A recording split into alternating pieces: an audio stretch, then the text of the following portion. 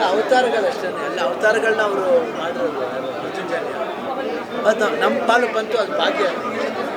ನಾವು ನೋಡಿದಂಗೆ ಎರಡೆರಡು ಸರಿ ನೋಡಿದವರು ಸಿನಿಮಾದ ಫಸ್ಟ್ ಸರಿ ನೋಡೋದಕ್ಕೆ ಸೆಕೆಂಡ್ ಸರಿ ನೋಡಿದ್ರು ಅವರು ತುಂಬ ನೀಟಾಗಿ ಆಗ್ತಾ ಇದ್ದಾರೆ. ಯಾಕಂದರೆ 45 ದಿನಗಳು ಗರುಡ ಪುರಾಣ ಆಗಲಿ, ಅದು 11 ದಿನಗಳ ಗಾನಗಳು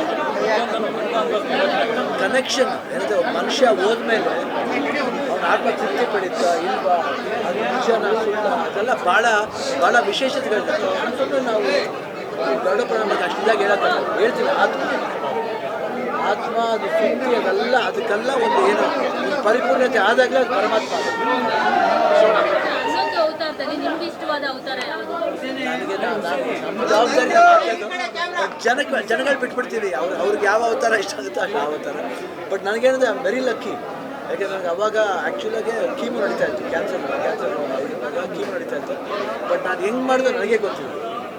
ಎಲ್ಲ ಜನಗಳ ಅಭಿಮಾನಿ ಸಪೋರ್ಟ್ ಇರ್ಬೋದು, ಇಲ್ಲ ಅರ್ಜುನ್ ಜನ್ಯ ಇಡೀ 45 ಟೀಮ್ ಸಪೋರ್ಟ್ ಇರ್ಬೋದು. ಆ ಶಕ್ತಿ ಅಲ್ಲಿ ದೇವರು ನನಗೆ ಸ್ಪೆಷಲಾಗಿ ಆಶೀರ್ವಾದ ಮಾಡ್ತಾರೆ. ಅದು ನನ್ನ ನಿಜವಾದ ಭಾಗ್ಯ. ಅದು ಹೆಂಗೆ ಅನ್ನೋದು ಅವತಾರ, ಒಂದೊಂದು ಅವತಾರಕ್ಕೂ 3-3 ಅವರ್ ಬೇಕು ಮೇಕಪ್, 3 ಅವರ್ಸು ಕಾಸ್ಟ್ಯೂಮು, ಏನೇ ಟೈಟಸ್ ಗೊತ್ತಾಗ್ತಿಲ್ಲ.